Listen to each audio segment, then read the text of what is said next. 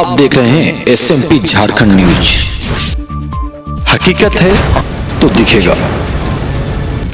नमस्कार, SMP news Jharkhand में आप सभी का स्वागत है। लाख समझाने बुझाने के बाद भी टस से मस नहीं हुए सहायक पुलिसकर्मी। आज एक बार फिर मोराबादी मैदान में दिखी जमावड़ा। पुलिस के कई बड़े पदाधिकारियों ने समझाने की कोशिश की, लेकिन सब गया बेकार। जी बिल्कुल आपने सही सुना। सहायक पुलिसकर्मियों के साथ साथ 3 दौरे की वार्ता हो चुकी है, जिसमें एक बार डीआईजी अखिलेश झा के साथ और 2 बार मुख्यमंत्री कार्यालय के अधिकारियों के साथ। आज एक बार फिर एसएसपी सुरेंद्र कुमार झा ने सभी सहायक पुलिसकर्मियों को हड़ताल खत्म करने की बात कही, लेकिन कोई भी उनकी बातों को सुनने को तैयार नहीं दिखा। लाख समझाने पर ये कोविड-19 के संबंध में केंद्र सरकार के स्वास्थ्य विभाग द्वारा दिए गए गाइडलाइंस का उल्लंघन करते नजर आए। इससे नाराज एसएसपी के निर्देश पर 20 सहायक पुलिसकर्मियों पर नामजद प्राथमिकी के साथ साथ 1000 जवानों पर लालपुर थाना में मामला दर्ज हुआ। आपको बता दें, पिछले 48 घंटों से एसएमपी न्यूज की टीम मोराबादी मैदान और इसके आसपास के क्षेत्रों से आपको खबरों से जोड़े रखा है। आगे भी क्या होता है इस बात की खबर आप लोगों तक पहुंचाते रहेगा। लेकिन आज सुबह सुबह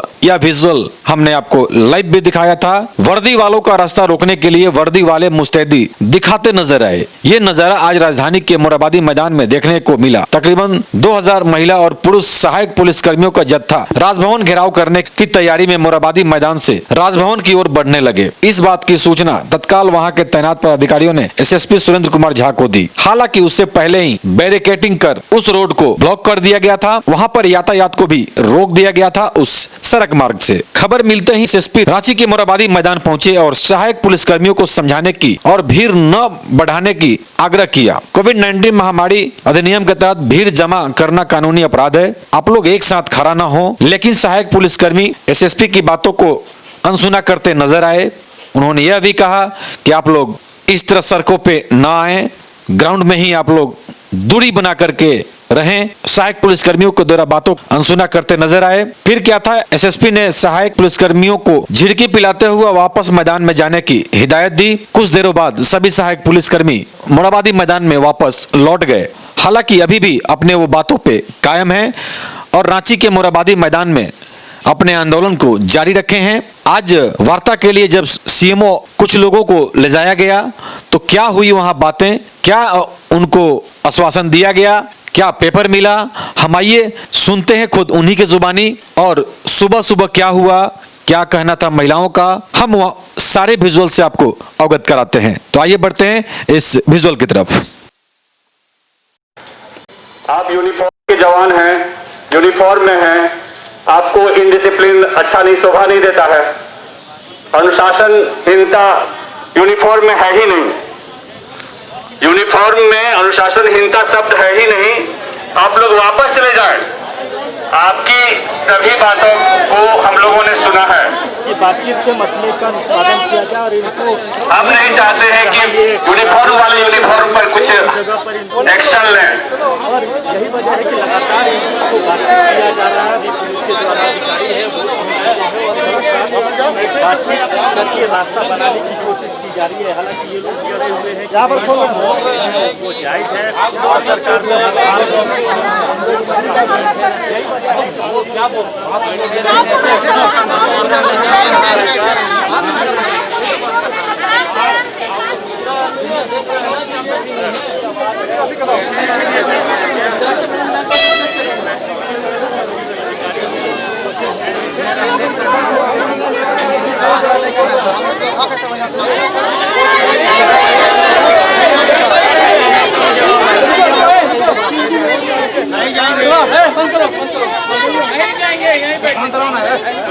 जाओ ग्राउंड में जाओ। हो जाओगे तुम लोग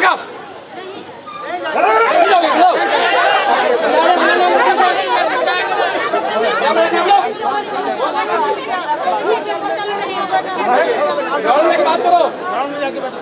ग्राउंड में आप लोग ग्राउंड आ रहे बात करते वहीं पे। ग्राउंड चलो, ग्राउंड में चलो, वहीं आ रहे हैं। ग्राउंड में चलो, ग्राउंड में चलो, ग्राउंड में चलो। भाई मैंने ग्राउंड में चलो।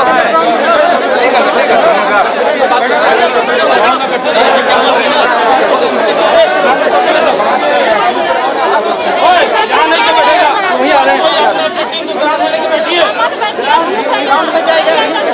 यहाँ पे नहीं, ग्राउंड में चलो, ग्राउंड में चलो।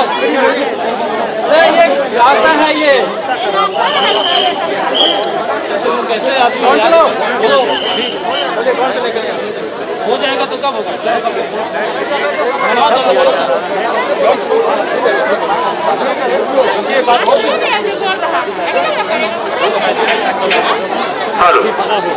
सभी सहायक पुलिस के जवान वापस चले जाएं। आप लोग वापस मैदान में लौट जाएं। वापस मैदान में लौट जाएं। आप लोग यूनिफॉर्म में हैं। अनुशासनहीनता बर्दाश्त नहीं होती है यूनिफॉर्म में। आप लोग वापस चले जाएं।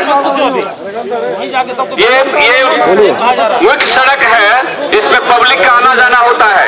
कई तरह के वायलेशन आप लोग कर रहे हैं। कई प्रकार के केस आप लोग FIR दर्ज किया जा सकता है। सड़क पर न बैठे, आप लोग वापस मैदान में जाएं। आपकी बातों को वहीं पे सुना जाएगा। हमारे वरीय पुलिस अधीक्षक आए हुए हैं, आप लोगों से रूबरू होंगे, लेकिन मैदान में ढंग से सामने आए। ये बर्दाश्त नहीं होगी पुलिस में। वर्दी वाले अनुशासन में हैं आपकी बातों को सुनने के लिए, और आप इस तरह का बिहेव कर रहे हैं, ये कभी भी बर्दाश्त के लायक नहीं है। पहले आप वापस जाए मैदान में, तब आप यूनिफॉर्म वाले का अच्छा तरीका नहीं है, अशोभनीय है ये।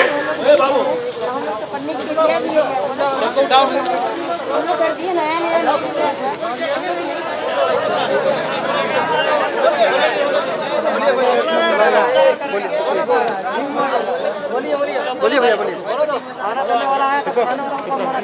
खाना पीना यहाँ बंद करो। खाना बना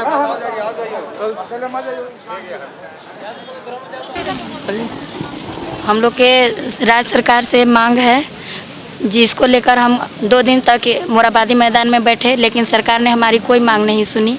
इसके वजह से हमें सड़कों पर अभी आना पड़ा। तो क्या आप कहाँ जाने की तैयारी? हम राजभवन के घेरावा करेंगे। तो अभी तो बैरिकेडिंग कर दिया गया है। ठीक है, तब तक हम रोड में बैठेंगे। तो सड़क को जाम कर देंगे। नहीं, सड़क क्यों जाम करेंगे? हमारी मांग पूरा होगी, हम उठ के अपने यहाँ जाएंगे। हमें तो लड़ाई सरकार से है, किसी आम पब्लिक से नहीं। आप लोग आज सड़क पर क्यों आना पड़ा? देखिए, हम लोग 3 दिन से 72 घंटे से वहाँ पे पड़े हैं, भूखे प्यासे। महिलाएं भी हैं अपने बच्चों के साथ, उनको भी खाना नहीं मिल पा रहा है। इसलिए हम लोग आके मजबूरन हम लोग को विधानसभा राजभवन या फिर सीएम हाउस घेरने का कदम उठाना पड़ा, और इसके लिए हमें रोक दिया गया है। हमारी मांगों को सुना भी नहीं जा रहा है।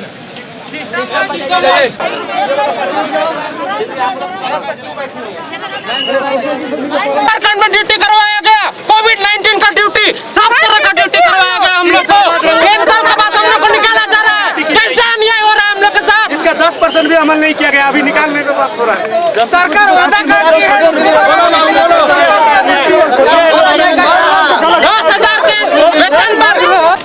हम लोग चाह रहे हैं मतलब हम लोग का स्थायी किया जाए। सरकार, हम लोग 3 दिन से यहाँ बैठे हैं। पहले हम लोग 3 दिन 4 से 6 तक काला बिलाल लगाए हैं।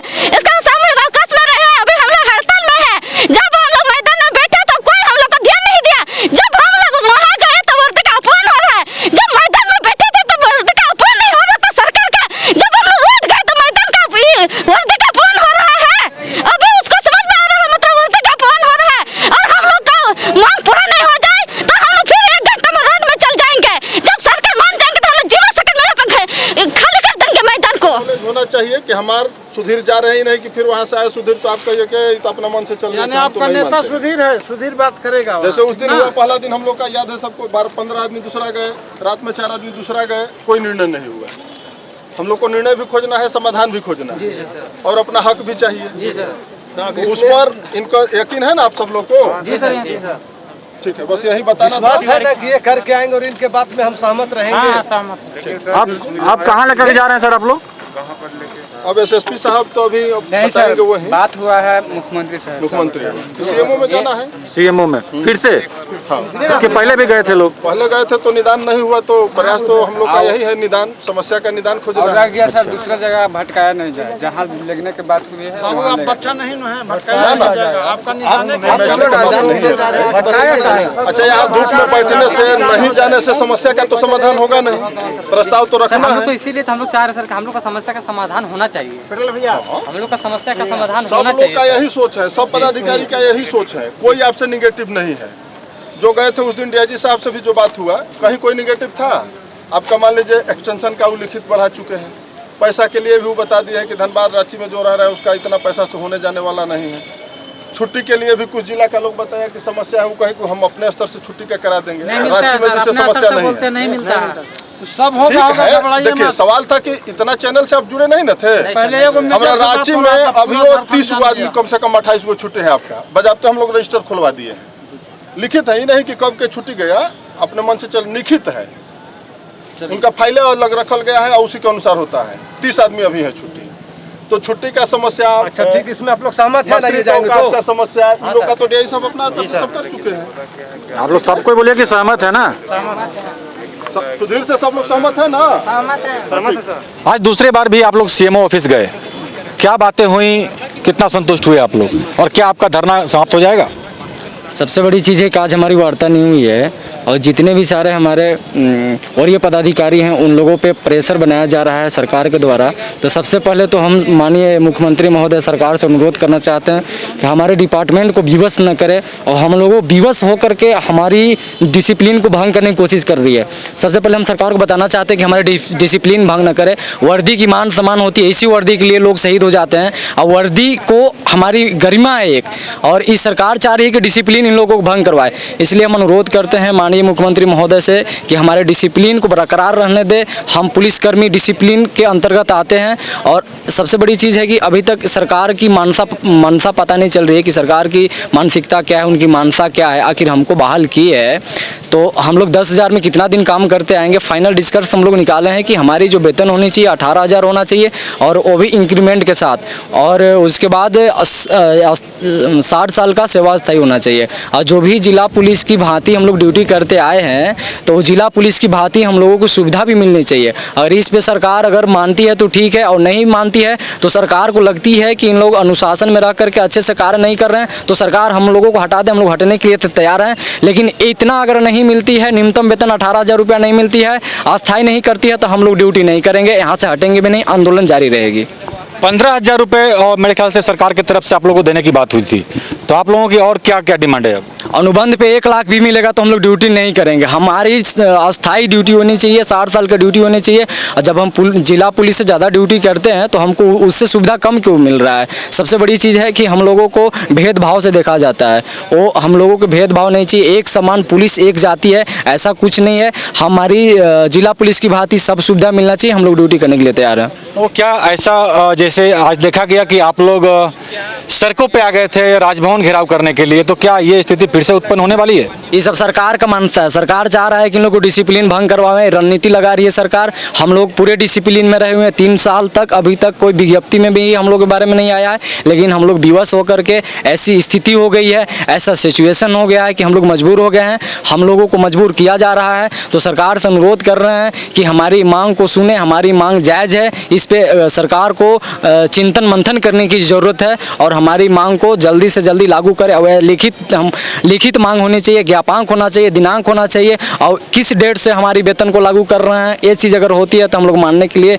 रेडी हैं, अन्यथा हम लोग यहाँ से हटने वाले नहीं हैं किसी भी परिस्थिति में। एक बार अपना थोड़ा सा वो लेटर दिखाएं जो आपको वहाँ से सिग्नेचर करके मिला है। आपसे मैं जानना चाह रहा हूँ कि मैं आपके हाथों में एक लेटर देख रहा हूँ, इसमें एक स्टाम्प भी लगाया गया है और आपकी मांगे भी हैं, तो क्या इससे आप लोग संतुष्ट नहीं हैं? नहीं, हम किसी भी परिस्थिति में संतुष्ट नहीं है। कारण यही है कि जब हम लोगों ने 3 साल धैर्य रखा, हम यहाँ धैर्य के साथ अपना नियम के साथ जैसा भी होता है हम लोग पुलिस का ड्यूटी किए। हम लोगों को अच्छी तरह से पता है कि कौन सा कार्य कैसे करना है। इस वजह से हम लोग 3 दिन से यहाँ हैं। सबने देखा कि हम लोगों ने कोई डिसिप्लिन अभी तक तोड़ा नहीं और ना ही आगे तोड़ेंगे। तो फिर हमें जब ले जाया गया कह के कि सीएमओ से मिलाया जाएगा, तो फिर क्यों नहीं मिलाया गया? और ये रिसीविंग पकड़ा के क्या जताना चाह रहा है सरकार हमें कि आपकी मांग पूरी हो गई, आप चले जाइए। हम क्यों जाएंगे? क्या पता कल जाके आप फिर से यही कहिएगा कि ये तो आश्वासन था। 3 साल से तो यही आश्वासन की वजह से हम लोग नियम से ड्यूटी करते आए हैं। कभी तो नहीं बोले, किसी ने जिला बल का हक नहीं मांगा, ना ही किसी ने छुट्टी मांगा। क्यों? क्योंकि हम लोगों को उम्मीद था हमेशा से कि 3 साल बाद हम लोग को किया जाएगा स्थायी। अगर वो भी नहीं किया जाता तो कम से कम हमारी मांग को तो समझे सरकार, हमारी व्यथा समझे। घर वोट लेने के लिए आ सकते हैं आप, लेकिन यहाँ इतने सामने होके 2 मिनट के लिए आके वार्ता नहीं कर सकते हम लोग के साथ? क्यों? ऐसा क्यों नहीं हो सकता? आपको वोट लेना हो तो आप गाँव-गाँव घूमिएगा, और अभी वार्ता के लिए क्यों नहीं आइएगा? हम लोग बस यही चाहते हैं कि सीएम आए, हम लोग से वार्ता करे और लिखित दे हम लोगों को, उसके बाद हम यहाँ से चले जाएंगे। हमें और कोई चीज़ नहीं चाहिए। और अगर हम लोगों का सब्र का बांध टूटा तो उसके बाद क्या होगा ये कहना मुश्किल है। कोई भी नहीं बता सकते कि हम क्या कर उठेंगे।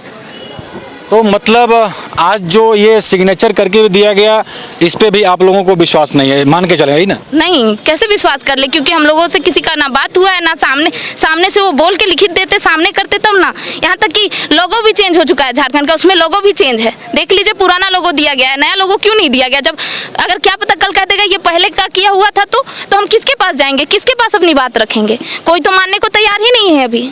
ना ही अपना विभाग हम लोग को परिवार समझता तो हम लोग के साथ इतना दुर्व्यवहार नहीं करता। अगर हम आपके परिवार है तो हमें समेटो, समझाओ, यहाँ तक कि बोलो कि आगे चलो बाबू, तुम लोग के साथ होगा। वो हम लोग को सीएम से बात कराने का कोशिश करते, बार बार घुमाते फिराते नहीं कि ले जाते फिर घुमा के लाके दोबारा यहीं रख देते।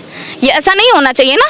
अगर आप लेके गए हमको मिलाने तो बात कराइए, अगर नहीं कराना तो इतना सारा टीवी लगा हुआ है, यहाँ पे कैमरा लगा हुआ है, इसमें आए वो वीडियो कॉन्फ्रेंस करे, उसमें बात करे, सबके सामने दावा रखे कि बोले नहीं, किसी कीमत पे नहीं हटेंगे, किसी कीमत पे हम लोग नहीं हटेंगे, इनका दावा है। ये सहायक कर्मियों का जगह पे आके खड़े हो चुके हैं, ऐसे में क्या कुछ सरकार इस चीज़ को लेकर क्या कर रही है? देखिए, सबसे पहले तो आपका सवाल का मैं कंसेप्ट को क्लियर कर दूं कि सरकार ने अपने चुनावी घोषणा में या फिर चुनावी अभियान में इस बात को कहा था कि हमारे राज्य के नौजवानों को उनका अधिकार मिले। पिछली सरकार की जो नियोजन नीति थी या स्थानीय नीति थी बिल्कुल गलत थी, जिस कारण इस राज्य के नौजवानों को रोजगार से वंचित होना पड़ता था। जहाँ तक सहायक पुलिसकर्मियों का बात है, आपको मैं याद दिलाऊं और पिछली भाजपा की सरकार को स्मरण दिलाना चाहता हूं कि हर चीज़ पर इन्होंने लोगों को गुमराह किया था, झूठ बोला था, ठगा था, बेईमानी किया था उनके भविष्य के साथ। आप देखिएगा, मनरेगा कर्मियों को जिस प्रकार उन्होंने गुमराह किया था, अभी हमारी सरकार ने उसका हड़ताल तोड़ा, वो उन्हीं की देन थी। हर चीज़ पे घोषणा करना, घोषणावीर थे भाजपा के नेता रघुवर दास, वो देते कुछ नहीं थे, बोलते अधिक थे, जिस प्रकार मोदी जी बोलते हैं देश की नौजवानों के साथ। उसी प्रकार आप देखेंगे कि मदरसा शिक्षकों की 3.5 वर्षों से उनका सैलरी नहीं मिलता था, अभी हमारी सरकार ने उसको क्लियर किया है। हाँ, निश्चित तौर पे सहायक पुलिसकर्मियों की मांगे जो हैं वो कार्य कर रहे थे और पिछली सरकार ने उनसे भी झूठ बोला था कि आपको परमानेंट कर देंगे। कौन सा पैरामीटर है, कौन सा कानून है भाजपा के पास, किस प्रकार की घोषणा करके बिना एग्जाम क्वालिफाई किए लोगों को नौकरी दे देगा? है क्या? तो ये मोदी जी बताएंगे या रघुवर जी बताएंगे।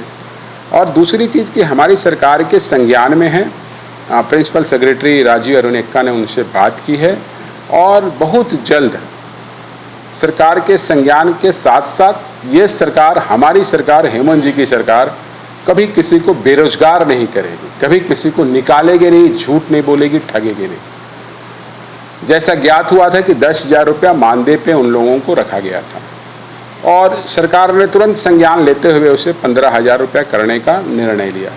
मगर कुछ टेक्निकल प्रॉब्लम्स आते हैं सरकारी व्यवस्था में और उस टेक्निकल प्रॉब्लम के कारण वो लोग हड़ताल पे हैं और सरकार उनकी बातों को समझ नहीं पा रही है।